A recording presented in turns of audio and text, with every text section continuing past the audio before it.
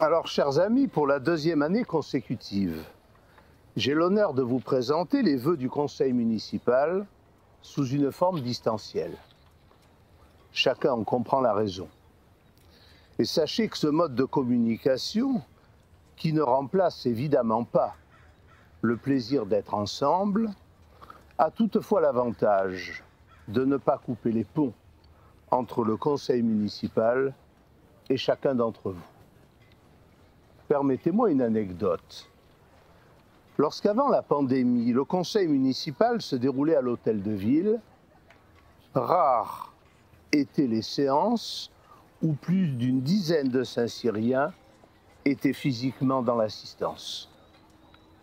Aujourd'hui, où il est diffusé en direct sur la chaîne YouTube de la ville, c'est plusieurs centaines de vues à chaque séance, montrant par là même que la technique peut renforcer l'intérêt pour la vie locale. Il va de soi que le maire puise sa raison d'être non pas sur les réseaux sociaux, mais dans l'échange, dans la proximité. Et les relations humaines fondent et nourrissent notre démocratie locale. Que la compétence relève de la mairie ou pas, cela est secondaire. Ce qui compte, c'est l'écoute, la compréhension, la considération et, si possible, la satisfaction de répondre de façon positive à une sollicitation. C'est d'ailleurs souvent le cas lorsqu'il s'agit d'une question de logique ou lorsqu'elle relève de l'intérêt général, guide de l'action du conseil municipal que j'ai l'honneur de représenter. L'année 2022 sera importante du point de vue politique avec 4 dimanches d'élection. Mais elle sera aussi importante du point de vue local avec la programmation et la réalisation d'équipements structurants. Les résidents de la Falquette savent que le bâtiment de la résidence autonomie sera entièrement rénové. Toiture, étanchéité, façade, partie commune. C'est un investissement de 2 millions d'euros pour lequel la ville est accompagnée par la région, le département et les caisses de retraite, tant et si bien que nos anciens ne verront aucun effet de ces travaux importants sur le prix de journée. Occasion m'est ici donnée d'adresser en votre nom un message de considération à tous nos anciens qui traversent avec un courage exemplaire et une philosophie de la vie admirable les contraintes de la crise sanitaire. Ils nous donnent des leçons de résilience et à leur contact, on puise toujours des raisons d'espérer. Nos jeunes verront à la rentrée de septembre l'ouverture du pôle jeunesse, localisé en face des jardins partagés. La ville mettra tous les moyens requis pour que ce lieu soit le point focal autour duquel gravitent les projets. Ni programme libre, ni figures imposées, mais des activités co-construites entre utilisateurs et animateurs, gage de réussite collective. Nos jeunes pourront également fréquenter le skatepark, étendu, redessiné et modernisé, espace ludique dont la fréquentation est en constante progression. Nous avons une belle jeunesse, sportive, imaginative, créative, actrice du changement, ouverte à la culture et aux idées nouvelles, respectueuse du vivre ensemble et du devoir de mémoire. Nous devons d'autant plus l'accompagner que c'est avec elle que nous façonnons le Saint-Cyr de demain. Autre investissement structurant prévu pour 2022, un gros programme de pistes cyclables dont les crédits flirtent avec 1 million d'euros. Il s'agit dans un premier temps de mettre en place un parcours sécurisé entre Saint-Cyr et Lélec. Le succès rencontré par les animations sportives et notamment les balades en famille de fête du vélo nous invite à prendre en compte cette dimension dans tous les aménagements de voirie. Des orientations ont été données en ce sens. Je tiens aussi à insister sur le projet d'aménagement du boulevard de Latte de Tassigny. Il dessert, vous le savez, le collège, l'ancien gymnase, l'école Petit-Prince, la maternelle Torres et le stade Cisco, tout récemment réaménagé, avec un revêtement à la fois écologique et synthétique, qui induit par là même une réduction importante de l'arrosage.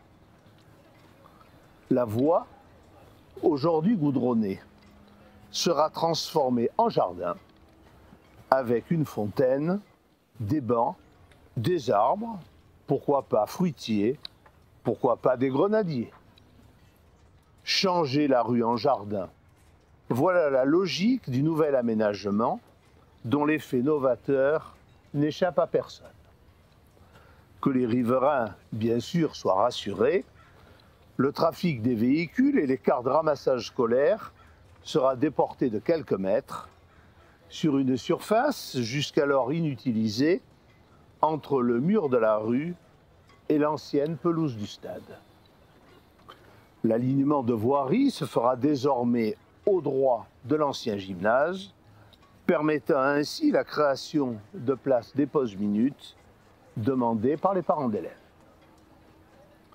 Tous ces projets peuvent être réalisés grâce à un budget équilibré, sain, qui dégage une épargne importante et qui a des marges de manœuvre pour l'avenir.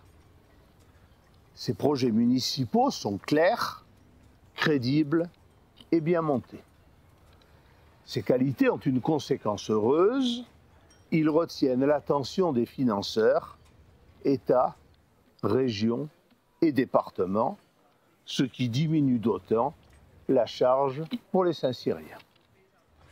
Il m'est d'ailleurs agréable de rappeler que pour la 3e année consécutive, les tarifs ne bougeront pas et pour la 7e année consécutive, les taux d'impôt resteront inchangés.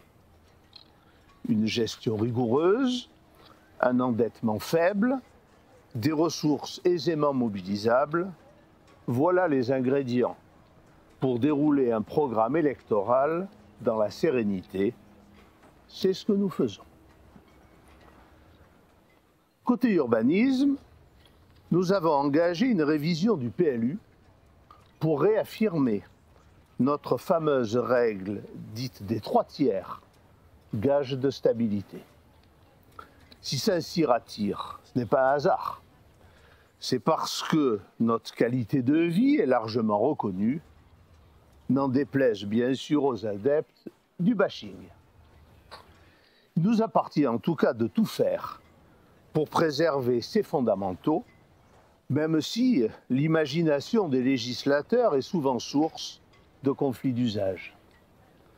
Chacun connaît la loi SRU, qui impose un quota inatteignable de logements sociaux dans une station classée soumise à la loi littorale. La loi Allure, qui a supprimé les COS et renforcé la densification. La loi Élan, qui favorise la constructibilité. Et la toute nouvelle loi Climat et Résilience, dont on annonce plus d'une centaine de décrets d'application. Soyez assurés de la détermination de l'équipe municipale pour intégrer au mieux ces contraintes. Persuadé d'ailleurs qu'il y a une déclinaison territoriale de ces règles nationales. À titre d'exemple, mieux vaut dépenser pour le logement des Saint-Cyriens que de payer des amendes. C'est le sens de notre politique du logement.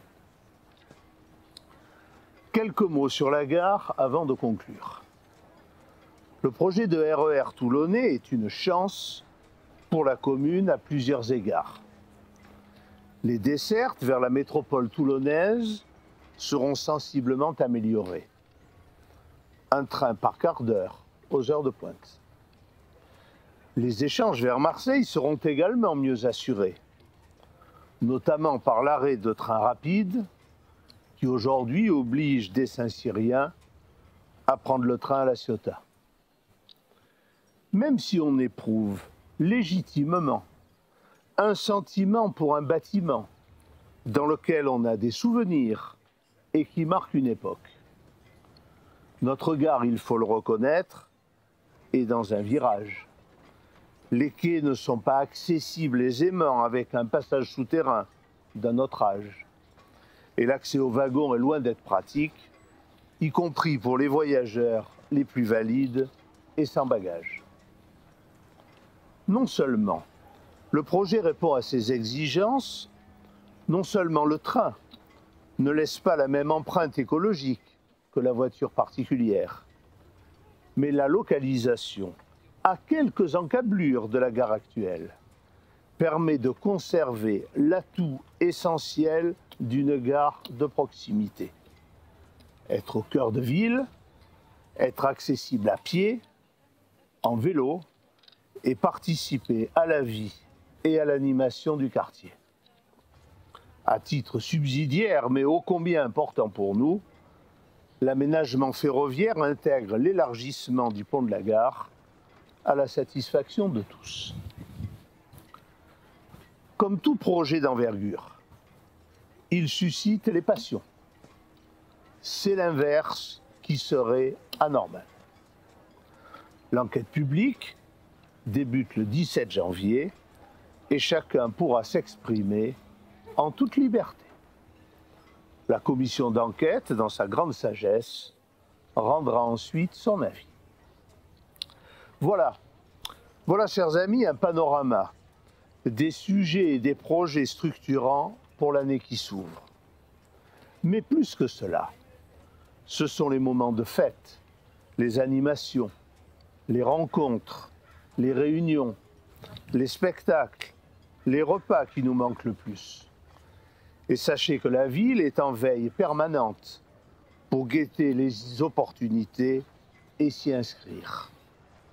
Quand on parle du bonheur de vivre à Saint-Cyr, ce n'est pas qu'une formule, c'est une réalité quotidienne et plus encore, un état d'esprit. Gageons pour l'année qui s'ouvre, que les contraintes sanitaires qui rythment notre vie depuis bientôt 2 ans pourront progressivement s'estomper. C'est un vœu pour notre pays, pour notre ville et pour nous tous.